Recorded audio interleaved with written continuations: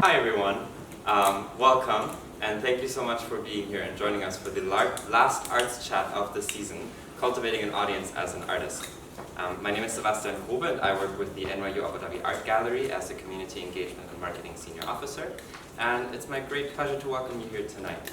So the Arts Chat are a series of discussions that are organized in collaboration with the Arts Center at NYUAD and the Career Development Center at NYU Abu Dhabi.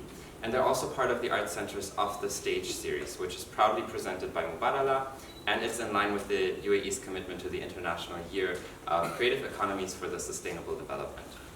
I also want to thank our media partners, Harper's Bazaar Art Book, the National, Yalla Magazine, Al Bayan, and Al Ittihad, who are always really great supporters of our events and events like this. So the Arts Chat are a series of conversations with artists that aim to bring together perspectives from the visual arts and the performing arts by inviting leaders of the respective fields. And with that, I want to introduce our panelists for tonight, Eric San, aka Kid Koala, Rena Thompson, Khalid Mezaina, and the Arts Chat will be moderated by NYUAD senior student, Victor Quiñones. There'll be a Q&A at the end, and with that, without further ado, I'll hand over to Victor to get us started. So thank you for being here. Thank you.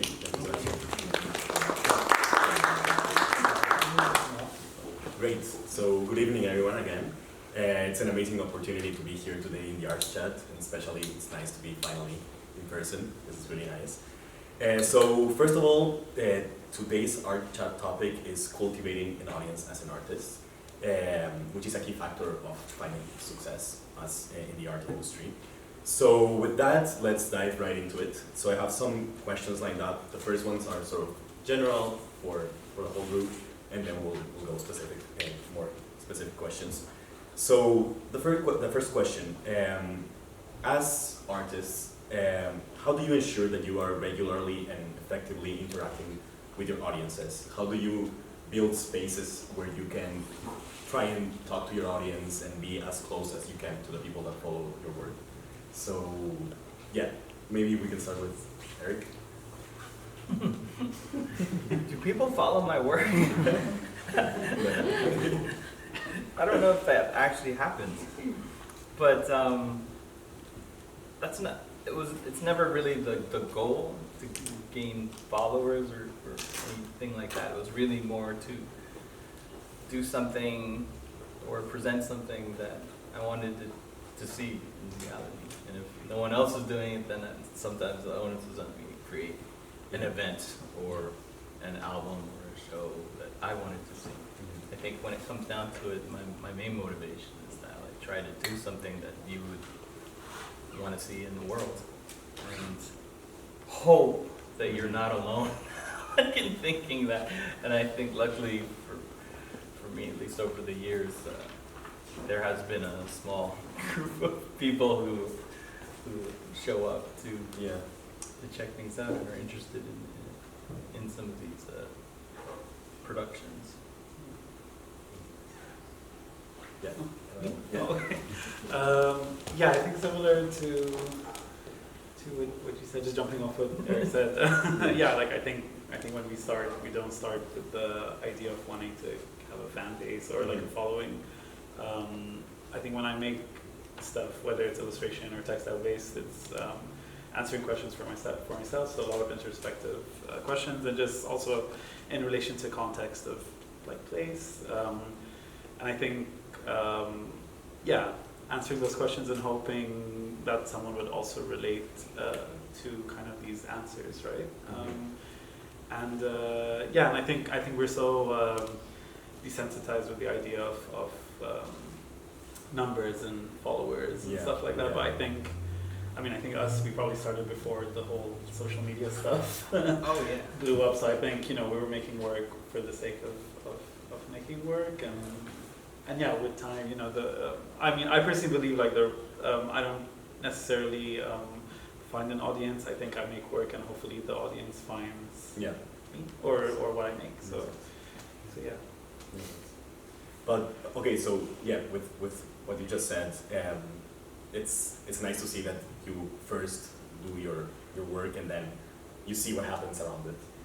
But when it does happen, whenever you have encountered, someone, a group of people that you see that are actually following what you do and probably approach you, ask questions, Right. how do you try and, I don't know, deal with that and like differently Run as away. you would with other people, I guess?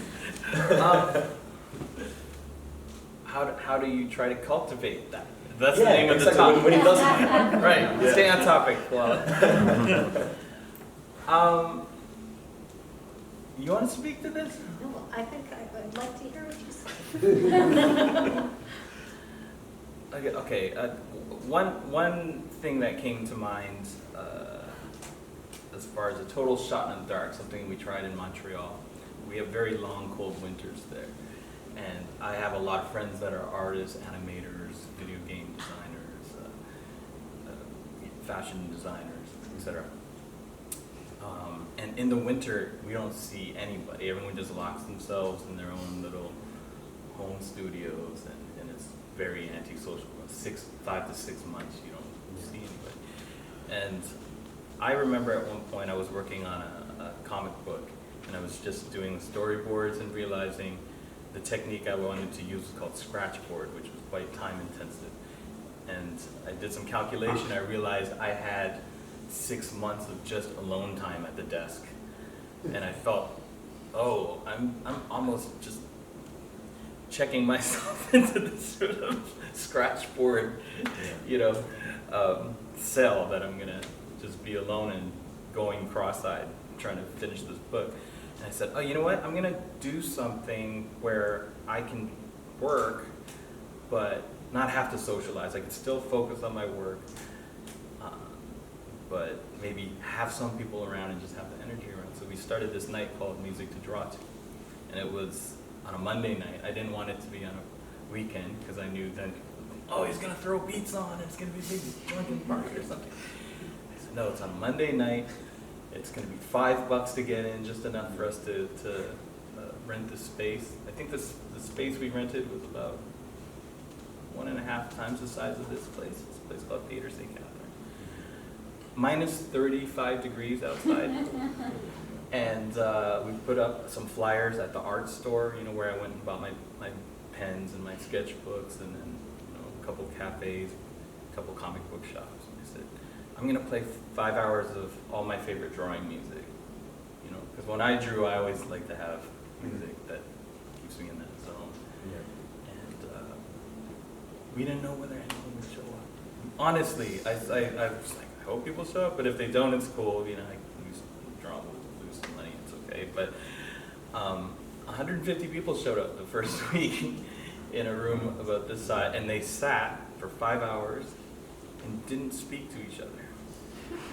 Everybody, it was like a room full of the most creative loners I'd ever met, all marched up. And people, had laptops, they were coding their video game backgrounds, and somebody brought a loom and was making fabric, and other people were, sketching and animating, and someone had an old school typewriter, like, I'm finishing my play, I finally have a place I can do it. I feel like going out at the same time, but really everyone was just focused. And I know we're on a campus, so it's kind of, imagine study hall, but with music. And so we continued doing this every week. I decided to do four Mondays, and by the 4th Monday, there was, I think, 650 people trying to get into a 150 room, and lining up for 2 blocks in minus 35-degree weather, and staying outside, so excited that they can go into this room and not talk to anybody for 5 hours. And we would run it like a restaurant. So when 4 people, tapped out, it's like, I'm done what I've done. They would leave, and we could let 4 more people in with fire codes and stuff. But what I realized was there was this different function for music, and a different, I don't know, market, I guess, if we're going to use an economic term, is that, when I work, I love to listen to this kind of focus in music, and I wonder if that could work in real life. So I just tested that theory, and luckily, like I said, over the years, we've found that we have found other people with similar interests or are excited about going to something like that. And that really became a community, and it was bigger than my idea. It was just something, it started becoming something, oh, you're going to music, are you going to do this next year? And then every year we would do it, it would just get bigger and bigger, and then other cities would start calling, you know, London and New York, come do music to draw to here, you know. And so I think in a very organic way, it was something that wasn't designed to blow up. It was just realizing that, you know, you make something that you would want to go to, and then hope for the best. You find people that And you do find the people. Yeah. I think it does take some patience. You do need stamina. Like I said, even then, there is a little bit of a consistency required. You know, news travels slowly, even though everybody has phones and gets news. It might take them the third, fourth week before they're like, oh yeah, that thing, I gotta go, you know. The first few times, it's just registering once, and you know. So I do think in terms of cultivating that, you do have to be sort of consistent in a way, you know, stay active with that concept, follow it through, you know, and iron out the bugs if you can. I don't know, Rina, maybe he wanted to give you that. Oh, just to bounce off of that, which was really a great memory to relive, and remember what that experience was like.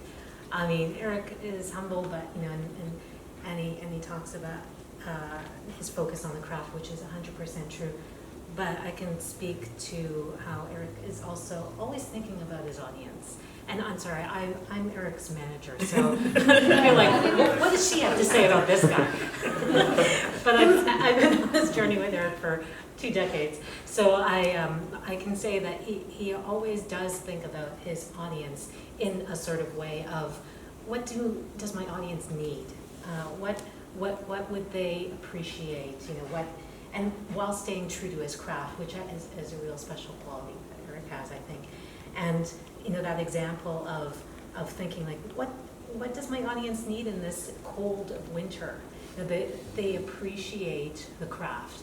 They are makers too, and so what space can I provide them to you know, fulfill what they're seeking as well, not just to come appreciate what I do, but also to find something in the space. And so I think in that creation process, while there is that focus on the craft, sometimes there is often, if you are a kind of artist who is sensitive to your audience, there is a lot of thought that can go into, you know, what does my audience need, and that can actually inspire the craft. And so it's real sort of circular process. And you know, that being said too, like that idea of sharing your process and being influenced by your audience and giving back to your audience and going round and round.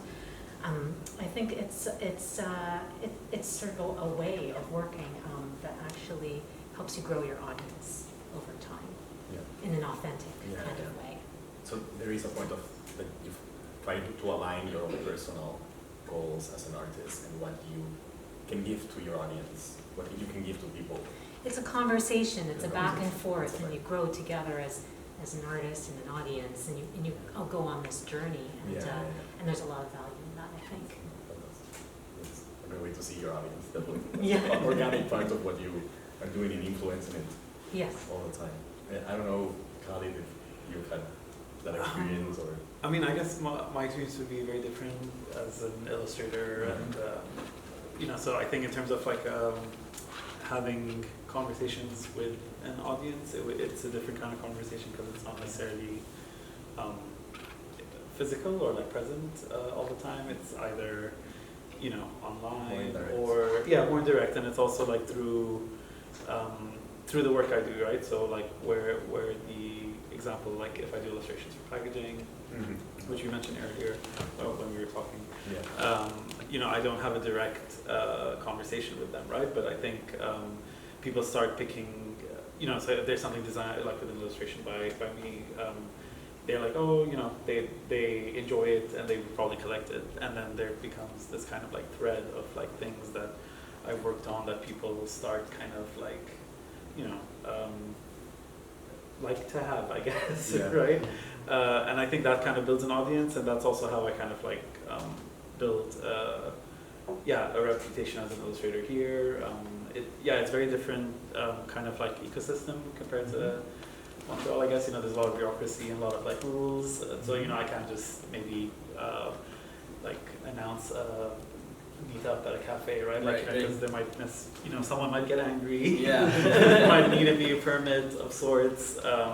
So I think these are kind of maybe other ways where I could have a conversation, and then if I do meet these people that follow my work, that's where I can have some sort of physical interaction with them, and whether they like it or not, and stuff like that. So. No, that's great. And yeah, it's definitely different things, but different interactions, but it's definitely interesting to see. But you're still able to affect people. Of course. Even Of course. through your social It's feed, still, when I was scrolling through your designs. It's still a conversation, right? Exactly. Absolutely. Yeah, and no, this is great, but I also wanted to, I was just thinking about this question right now because my next 5 questions were answered in this. Okay. We're done. So, as I understand it, both Eric and Khalid, you guys have sort of an intermediary when you're targeting your final audience, which is working with the people that you produce your art for. So, be it, for example, I saw that you work for Sun and Sand Sports in Dubai with some illustrations, or for Expo, or for people that do chocolates even. I saw that. And Eric, also you with, for example, doing soundtracks for different productions and these kind of things. So there's like you're working sort of for a business or a company or a group of people that are not necessarily your final audience, that they are going to deliver your products to your final audience.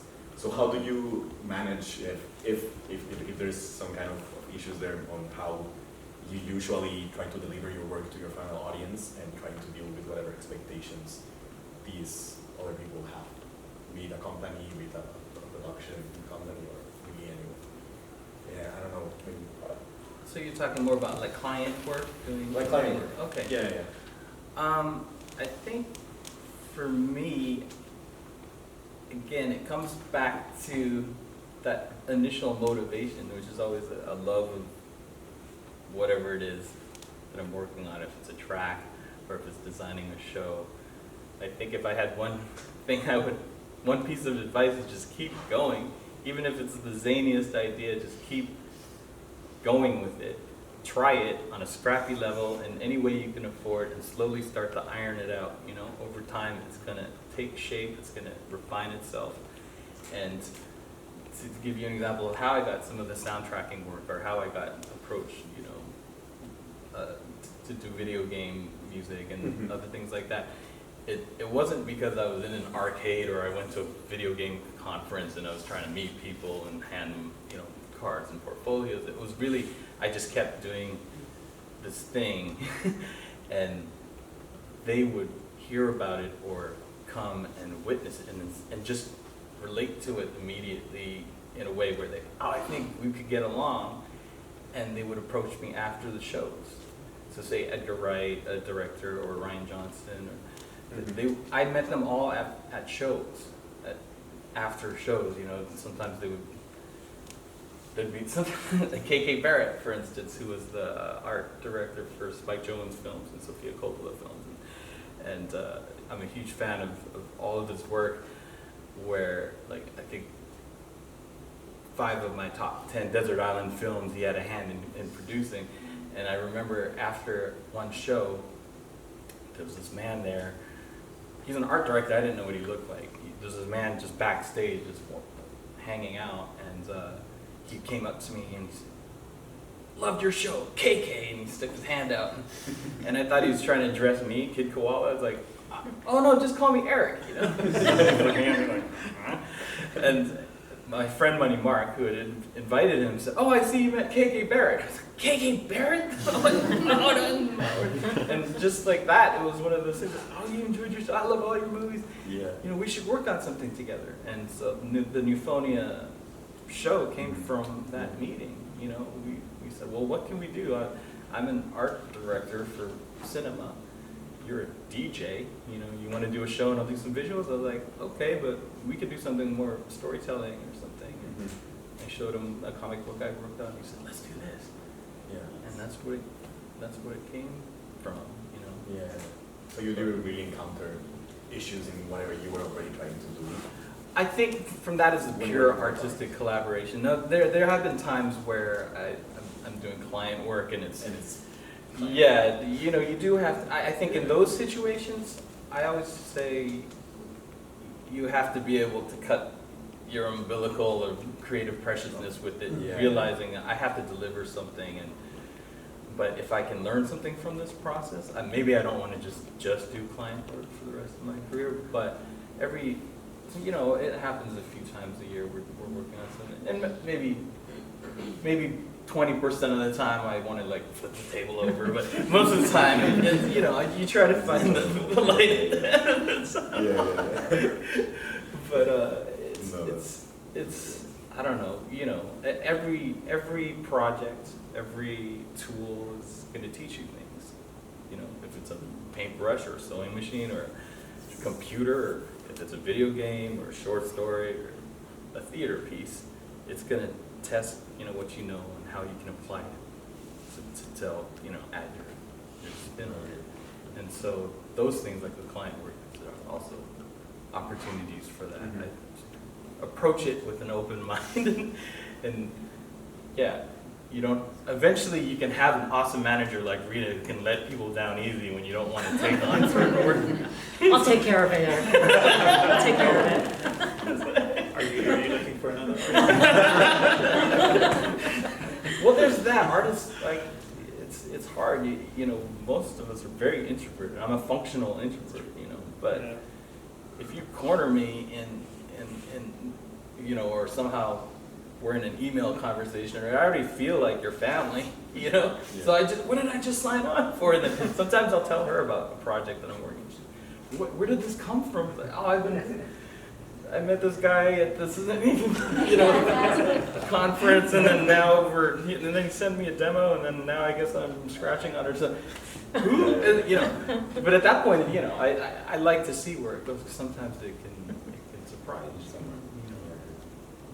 And I'm sure, Khalid, you probably relate. Yeah, no, I totally relate, and yeah, I mean, I think probably similar to you, like, you know, after I graduated, I just kept on doing stuff. Like, so, I mean, I did have a full-time job right after graduation, but I always made time to kind of like make my own work.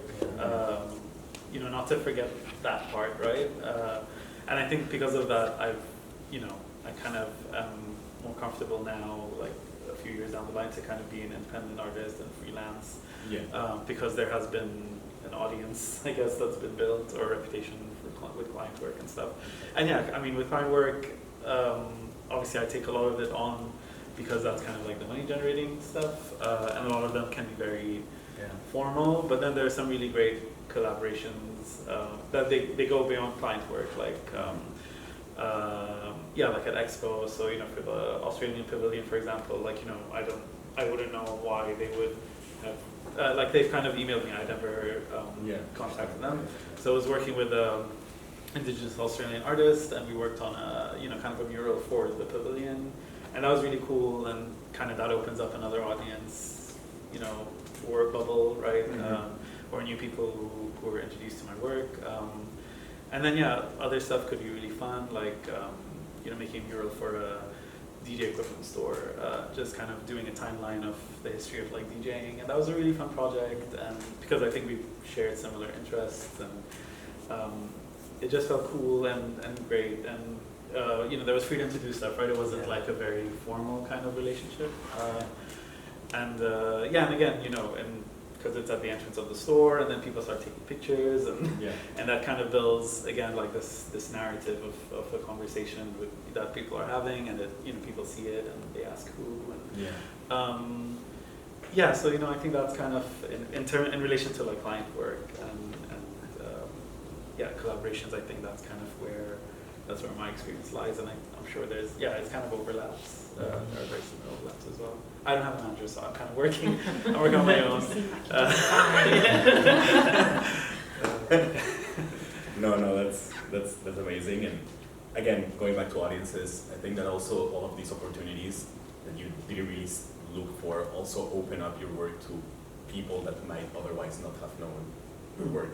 And it just happened. So I was just thinking about it, and I think that's also amazing. Like just organically reaching out to people that you never thought you would have seen or heard your work. So that I think it's amazing. But Rina, I'm sure you you have a lot to say about this. What's the role of producers, managers in building audiences around their artists? So what's your role in trying to address this? Do you try and also work with artists to make them find an audience? So I know that for you guys it happens very organically, but maybe from your perspective, like there's something very critical and concrete that has to happen also for artists to be successful.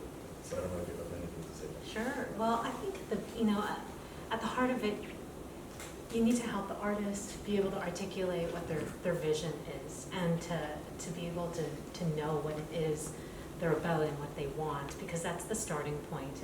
And as a manager or producer, it's really your role is to serve that. And so I'd say that's the starting point, and so the path is different depending on the artist. There's no kind of one way, but there's really sort of a balancing act to consider when you want to think about how you can help the artist advance their vision, but at the same time there's some real technical, practical elements that you also have to tap into in order to allow that vision to grow. So, for example, thinking, an artist has, this is the thing that they want to create. And usually I find the artist isn't often thinking about who they want to reach. It's really about what they want to create. And so as a manager or producer, my objective is to help the artist have a sustainable career. As a producer, it's to realize a work and bring it to the world. So I need to be thinking about who is, as a starting point, the core audience for this? The audience that's going to be the truest audience for this artist or for this work. The audience that's going to take the interest, is going to follow along, is going to want to be up for this journey, and really kind of figuring that out is a process that I think requires a dialogue. It's a real exploration. It's really not just understanding how you reach the audience. You really just actually understand who is the audience for this work. And then from there, there are more sort of practical elements. When you start breaking it down to demographics, where do they live, what are they into, what's the age group, that kind of stuff. But for me, I actually don't focus on that quite as much. I focus a lot more on partnerships and in finding like-minded communities, because it's sort of the first step is to start. You can't build something all by yourself. You really need to work with other people. So I feel starting to find like-minded people and entities to be on board with this journey is really important. And together, everyone can kind of grow an audience. And that can start really locally. It can start, it can start with little pockets all around the world. It can start in a lot of different ways, but I think if you really know what it is you want to do and can sort of identify who that core is, that's the starting point, and then you can just grow from there. That's great. One of Rina's great talents is actually having the intuition to see an opportunity that might not seem related originally. She always has to sit down with me every 5 years, exactly, right? So it's time for the 5-year talk. Once every 5 years. This is the day. We have to have a talk. No, not that talk. No, it's actually a fun talk. She says, what do you want to be doing in 5 years? And I remember at one point, I'd been just DJing nightclubs and music festivals and, ears ringing every night and just traveling by myself all the time. And it was kind of fun and hectic and dynamic, but also after about 2,000 shows like that, I said, oh, there's got to be a little more life in this, or somewhere else I can take. You know, she would really listen to that. I think when you, some background on us, we actually met in college at McGill in Montreal, and she was also the best woman at my No, I was the best manager. That was my yeah, I'm the best manager. I didn't have a best man because I wanted Rena to be the one there, you know, supporting me there. But yes, best manager. You're you know what it came out of that. Forgot my dad joke. But I think, yeah, over the years we have a shorthand. She kind of already knows, you know, she's known me for so long. She knows the type of things that might really get me excited, even if it's something, you know, totally that we haven't even talked about. Like, I bet this team here is doing this kind of stuff with this kind of technology. You should show me some things. Just fires up all the synapses right away, because we know each other that well, right? And but she does have this intuition to see, you know, how the nodes can link up, you know. So, right? Well, like yeah, you know, it makes me think about, you know, and this is a very, you know, sort of like fortunate relationship. Not everybody is so lucky in life to have this kind of relationship, but you know, I think about 10 years into working with Eric professionally, and Eric really was so active, like in music world, you know, touring all the time and everything. But Eric, as you may know, as an artist, is just so multidimensional and has so many different ideas and so many possible paths. Too many different ideas. So many wonderful possible paths. And I do remember the moment when, you know, it starts to be like, you know, like this thing, this like playing these clubs, like, you know, like 250 nights of the year and all this. This is like, you know, I think there may be a time when that's not what you want to be doing, or the lifestyle that you want to lead.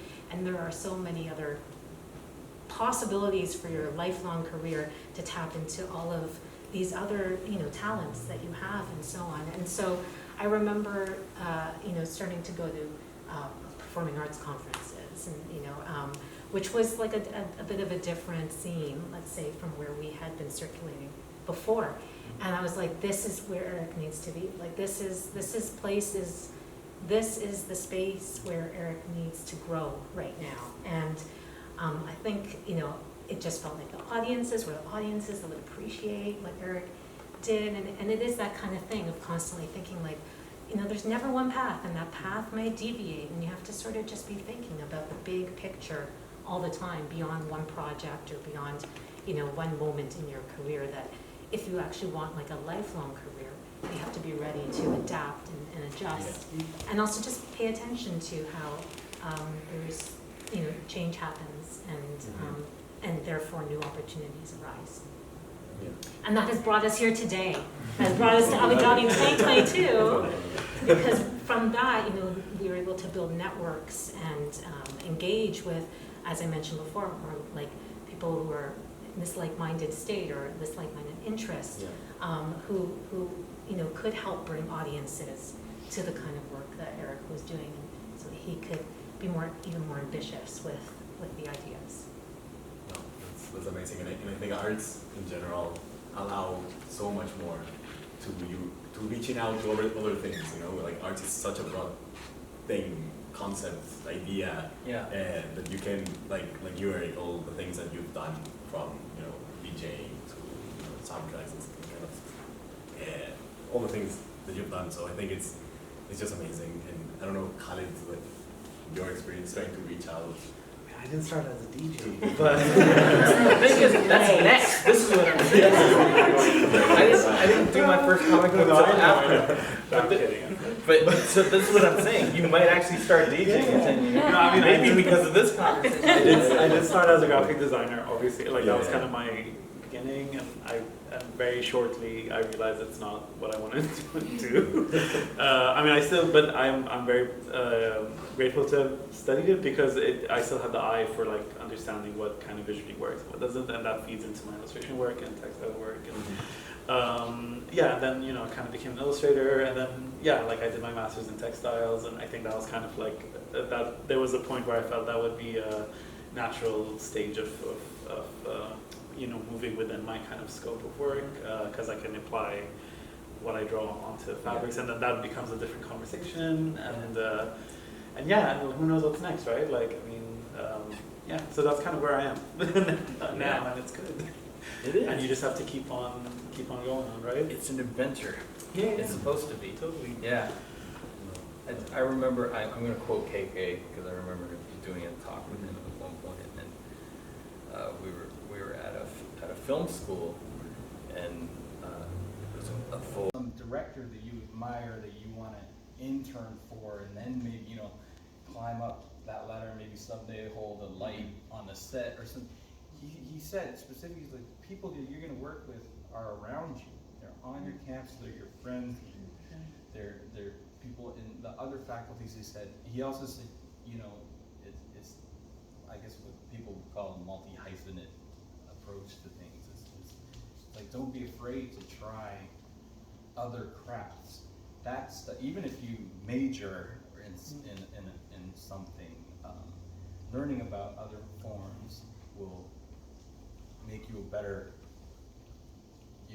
whatever you're majoring in. For instance, his example is, if you're a model, get on the other side of the camera, learn about lenses, learn about light. It'll make you a better model. You'll know how your angles are and this and that. Same thing, if you're a choreographer or a dancer, pick up a musical instrument.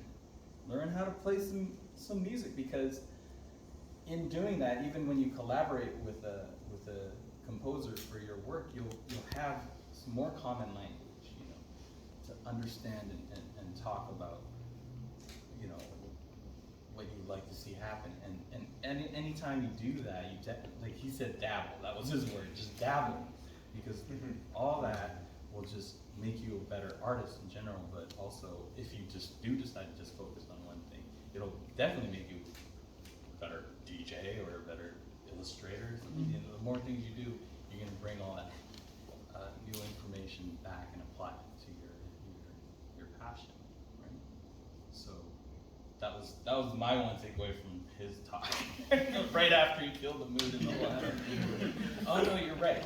But I think that's important. It's like it's not always something that you have to knock on a door and like be invited to some secret parties. It's often the people that you can find to help you get to that space are also interested, and also maybe disenfranchised and looking for people to work with. So reach out, like, don't be shy about that. I think the Nintendo game we did for Floor Kids, I actually just went on Twitter. I had an animator friend who animated break dancers, and I did some music we did some short films, and then Rena said, why don't we try to make an interactive thing? What's that, an app, a video game, something? We don't know anybody who codes video games. We barely know how to turn on our iPads or something. I'm still analog, but I just put it out on Twitter. I said, hey, is there anyone out there? Any indie Montreal dev teams want to talk about possibilities? We just wanted to learn but within that first group of meetings, we ended up meeting Hololabs, and that's who we ended up working with, and literally changed the trajectory of that project in our lives there. Well, yeah, and I know the topic today is a bit about audiences, and I think this does tie into that idea of audience. In all of these I called it network building, and I remember that day, that conversation said, okay, so we put out records, we've done books, we've done shows. I was like, we need to learn a little bit about digital interactivity. We're not on top of that, and that is what led to that Twitter, which led to us meeting partners in this video game we ended up producing. But I think that what's important there on the topic of audiences is that And all of those partnerships, like there is an opportunity on both sides. It's not just about like, oh great, I've got this great partner who's gonna, get me into this or introduce me to that. It's really about like a partnership and about both sides have something to benefit from. And as much as they might help bring you an audience, you can help bring them an audience. And it's really about, growing in that kind of way as well. Yeah. No, that's amazing. And yeah, that went to one of my last questions, again answered. But maybe I just gonna put it out there just to make it a bit more concrete. And maybe also for Khalid, regarding what you just said about Twitter and using social media and using just digital, the digital world that now is available for us, and it's becoming so much more important, especially these last years with the metaverse and all of these things that are going on. So in general, how do you think that, what have you thought of using these kind of tools that we have now to, again, reach out to your audience? How have they helped you already, like you just mentioned? Or yeah. Yeah, I mean, for me, like a lot of the work that I get to do is because I think the direct channel is in, like Instagram, for example. It's unfortunate because I do have a blog and I do write about my work and stuff, but I think people's attention spans have shortened with time. And I think they just want to see the visual component of things rather than, visual first, and I think no story later. Yeah. But I think as a tool, it works for me because a lot of the people that do approach me, and luckily it's more people approaching me than me having to, kind of pitch or propose projects. So in that sense, knock on wood. But yeah, so I think Instagram as a tool kind of works, and on that aspect, and yeah, and it is a place where I do engage with kind of people and hearing responses and what they like, and also in terms of, I do kind of like lowbrow like zines and stuff once in a while. So I'm working on one right now, and this gives me an opportunity to kind of maybe talk to people that aren't necessarily based in Dubai and the Emirates. So so I've kind of reached out to people in Egypt who I've never really kind of gotten in touch with, but again, going back to like audience building, this is kind of a way to kind of expand my work to newer audiences and also kind of bringing them here, right? Not necessarily physically, but through the work they make. So so that's kind of exciting, interacting with people that we just know by our screens and saying, hey, do you want to like take part in this? And yeah, luckily they say yes, and hopefully it'll come out soon. So I think I'm present on social media because I feel like that's kind of the nature of how it works now. If I had a choice, I would turn off all of them right now, but I think I'll hold on for a bit longer. But yeah, I think it's also making it work for yourself, right? And I also feel like, especially here, where I feel like a lot of definitions of what art is and stuff is very kind of based on institutional definitions of what art is or highbrow art and stuff. But I feel like presenting my work, their illustrations and stuff, but who's to say that it's not, it's lesser than or it's more than. But so I think these are kind of areas where I have an opportunity to present my work to be just as valid or important part of like visual culture here or material culture, and and just because it's not within kind of a gallery context doesn't mean it's not art, right? So I think that's kind of how I'm using these devices or tools or digital world to my advantage, right? Instead of snooping and following people and knowing what they're doing. But yeah, that's. I don't know if you guys. No, they're great tools. I came up in an era where if you wanted to put out a record, you needed to be signed to a record label. Mm-hmm. And now you don't need that at all. You can just start your YouTube channel. You can upload your own stuff to iTunes and get it going. But I did come from that era where I remember walking down Saint Laurent Street on Montreal with my posters for my band. And come see my band and we pasting the walls. So fun. It was fun. It was fun. But versus, curating a team or creating a nice image to tell you about the show also. I see that work hasn't changed. You still need to do that. You still need to let people know that stuff is happening, and even if they're not in the city, at least they're hearing about it and they realize, oh, you're active, and they get an inkling of what's happening. And when they do see that show finally lands, and there's, oh yeah, I've been waiting for this. You kind of, I don't know. I kind of use it more as a diary of how we're working, how the tour is progressing, how we're launching, how we talk and stuff. But it's yeah. And I think that it can be part of a creative process too, at the same time, in terms of being a storytelling device. And that can enhance also the way that you relate to your audience. It's not just an amplifier. It's Right. also part of a storytelling device that can, help people understand what it is you're trying to do. Yeah. Eric's come a long way on social media, if I might just say. No, but Khalid's feed is so much better. We got more followers. No, but they're bots. They're bots. Because I'm hashtagging like, save money on this or something. I don't know. But Well, the first 7 years of it's his Oh, yeah. professional If you go career, back, he yeah. he would have a scanned piece of paper. Yeah. This is what his website was. He would write this is what I'm gonna do this I was a year real on a bum. piece of paper, but always but branded well because it was the same color as I carpal tunnel handwritten, syndrome, yeah. his record, and it'd be scanned and it would sit there for 8 months. Yeah. And that It was remember- kidkoala.com. Nowhere to run, nowhere to hide, nowhere to click. Yeah. And then I had a counter. Remember, I had a counter. It says, "You are visitor number 00004." It was a joke. It was And then it wouldn't. Yeah, because I was like, I don't know. This internet thing's not gonna last. I'm gonna be pasting my show up side after this update to my website. But it was authentic. It was authentic. Yeah. So, it didn't deviate from the artist that he is. Yeah, it does not. I mean, my blog is still blogspot.com. Like, I've never changed it. I mean, it's not, it's not chic, it's not cool, but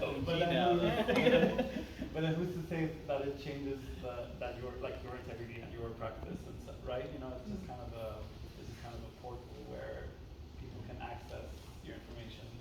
But yeah, I mean, Instagram has been a bit cleaner now. But if you go back Yeah. like 5-6 years ago, there was like pictures of me at that party. So we all come a long way. No, this is great. And just thinking for my own experience, I guess it's amazing to hear that what's important, especially now us youngsters that grew up so much linked to social media and to trying to get followers, getting to your own content even about yourself to other people. Sometimes you feel chained to do this. You feel that everything you're producing is for someone else, and just listening to this and knowing that actually what's important, again in our context of building an audience, what's important at the end of the day is staying true to yourself, to what you actually want to do, and then that will probably come around you very organically. So that's super nice. I think my goal is to have a name for my fans, like how Mariah Carey has. Rihanna has You should have your koala. I think that's a good goal. That's a good goal. That's the goal. Once you're there. You made it. But I don't know if just there's anything that you would wanna ask someone from the audience. Yeah, hi, my name is John. I'm a freshman. I'm trying to double major in film and business, just trying. I think it's so interesting to listen to you guys as an artist and trying to be flexible in every do and just learning different things in order to master any crafts that you want to do. I'm particularly interested in Miss Rena, or Rita, is it Rita? Rena. Yeah. Because I've heard the artists speak about what they did, and I want to know what you did to get into your position and what it takes to be there. Because I'm particularly interested in that as well. And another question is that, to what extent do you think your taste, your own taste, your own artistic taste, and the alignment of your taste to the talents that you're supporting significant to your work. So yeah. Sure. Okay, where do we start? Well, you know, I didn't study, you know, management. I didn't study the arts either. I have a degree in geography and anthropology, but music was always part of my life, in my home, in my family life, and so it was always something that was just important. It was just part of life. It's just something I was passionate about. I really thought there was value in society for music and the arts. And so my path to work professionally in this way began as an independent artist. I just was playing music, writing music, being in bands, making my tours happen. And eventually being somewhat a practical person, I felt I needed to learn the business side of it too. And as I did that, I started realizing that my music community, the music community I was a part of, had a lot of need for a person like me. And so it was very organic that I ended up really falling into this path. Of course, Eric is also the first artist I managed. And so, you know, it was sort of a blessing to start off with somebody like him because it wasn't easy. But to answer your question about alignment in terms of like, my own aesthetic taste, I think it is important, at least it has been for me, because you know, when you are being an entrepreneur or you know, starting a business and so on, I mean, you really live that process. You put your all into it. So you really want to believe that the thing that you're putting all your energy into is something that you want out in the world. And so I think it is pretty important.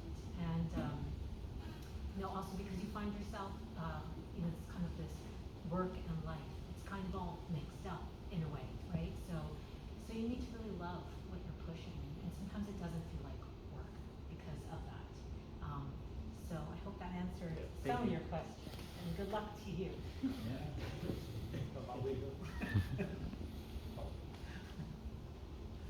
Anyone else? Questions? For Khalid, is that your name? Hi, I'm Zedalin. I'm studying literature and creative writing, but also visual arts, and I'm particularly interested in graphic design or that kind of aspect. And so I was wondering, like, how did you find like illustration as your calling, and then staying true to that? Like, how did you make that choice? I mean, part of it's a very difficult answer. So like I was drawing fairly young, like you know, kind of I drew before I could like write, you know, kind of that storyline. But I think because so I'm from here and I grew up here and I did my undergrad at the American University of Sharjah, and so there wasn't an opportunity to travel for education. Hard parents, you know. So I think when I was looking for schools, I was kind of first introduced to something called like graphic design, and I'm like, oh, that's something I could like draw in, you know. Because of there were many kind of there were many great schools at the time, I guess, right? Let's put it that way, compared to now, you know, like there's a lot of great schools now. So yeah, when I entered graphic design or visual communication, that was what the degree was called. I realized that it's more than just kind of getting away with like drawing. I think you're purely drawing in your foundation year with like drawing 1, drawing 2. But then like because graphic design, I'm not the perfect graphic designer. Like I'm not great with typography and stuff, but I allowed for the opportunity to use my drawing or illustration skills to kind of navigate myself as a graphic designer, right? So if I were to use type elements, it would be like hand drawn typography. If I was supposed to, if the assignment was cover, like kind of do a cover design, it would be very illustration based. And when I graduated, one of the faculty at the time said like my graduation project or senior project was the first purely illustration based kind of degree project. So, and if I was permitted to kind of present a degree like my degree project just as a purely illustration thing, I guess I'm being pushed to do something, right? kind of where how it went like after graduating. So even in my graphic design kind of job placements, I would push by drawing a lot of stuff. So like if I had to do kind of e-bites or e-shots for events, do people say e-shots now? I don't know. But e-bites, it would be hand drawn, right? And then kind of placing the then kind of hierarching the information and stuff like that. Yeah, and that's kind of how I merged the two practices, or but now yeah, I'm more purely illustration based. But poster design is also very heavily kind of illustration oriented, and I do a lot of screen printing as well. So kind of incorporating drawing and illustrating in that, and same with textiles. So a lot of the patterns I make, they're drawn first and then kind of repeated to be a pattern that kind of gets printed. So there's a way, and I think I figured it out for my practice at least. So if that helps. Yes. I'm Ethan. When it comes to different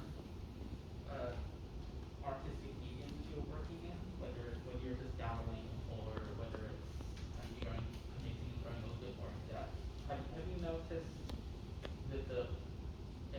any differences or similarities within audiences or communities within that space that you kind of need to be aware of to kind of make sure that you have that sustained relationship?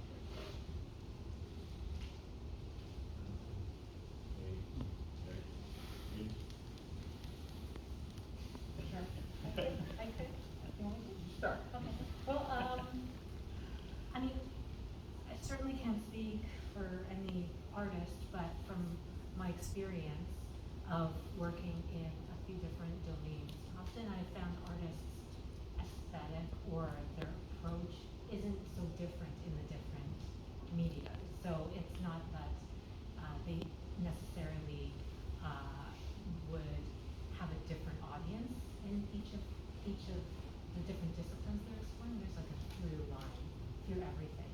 So I have found that the audience is generally the same. It's just that they're in terms of what that audience is seeking or what they're interested in. It's just that in working in many different disciplines, there have been opportunities to attract the attention of people who, say, who are film aficionados who don't necessarily look to check out what's out there in music and so on. So there's been that sort of cross-promotional opportunity. But the audiences, they're not necessarily different. It's just that they've come in through different channels when they do discover it. That's what I see. No, and it's interesting to see the common thread, right? But also, with my illustration work, for example, like someone who's a chocolate buyer isn't necessarily someone who's reading children's books, or maybe they are. I don't know. I just made that up, but yeah. I mean, when someone sees, for at least in my experience, so when someone sees a very specific illustration style or whatever, they're like, oh, I want that on this, So I think that it's like you said, kind of bringing people of similar wavelengths. And the same thing with textiles, like in advertising at my MFA degree show, for example. I made kind of garment type of work, not necessarily fashion, but then there was a visitor who is like a choreographer, dancer who works with theater, and she said she'd be interested in some of these things to kind of be in the show she's on, and but the work was also made for a very specific audience, which wasn't like in Providence. It was made for people here in terms of kind of the narratives or the threads that was the work. So it's really interesting to see like what cues people pick up, and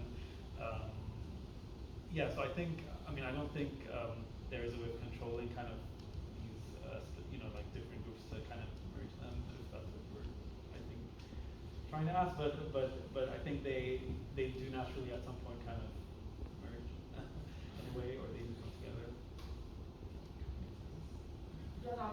Yeah, just interested. Yeah. I thought,